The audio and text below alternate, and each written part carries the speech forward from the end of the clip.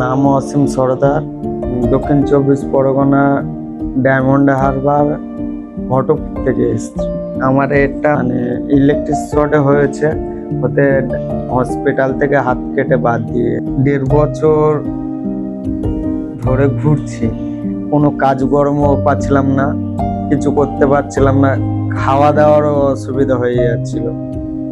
তারপর একজন টোটো গাড়ি কিনে দেবে বলে ঠিক করেছিল, কিন্তু তারপর সে বলছে এক হাতে কি করে চালাবে বলে সেও 1 বছর কাটিয়ে দিল। কোনো কিছু করতে পারছে না, কাজ যেহেতু ইয়ং ছেলে কাজ করে খেতে হবে, সে কাজ পাচ্ছে না, সমস্যা ছিল।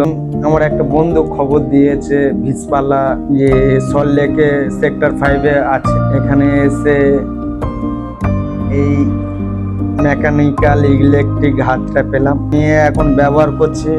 ব্যবহার করে নিয়ে যাওয়ার পরে যে গাড়ি কিনে দেবে বলেছিল সে গাড়ি কিনে দিয়েছে, গাড়ি চালিয়ে সংসার করে খেতে পারছি। ইউজ করছি প্রায় 2 বছর। হাতটা যখনই আমার এই অবস্থা, অনেক কিছু অসুবিধা হয়, তো আমি অবশ্যই বলবো এখানে আসার জন্য।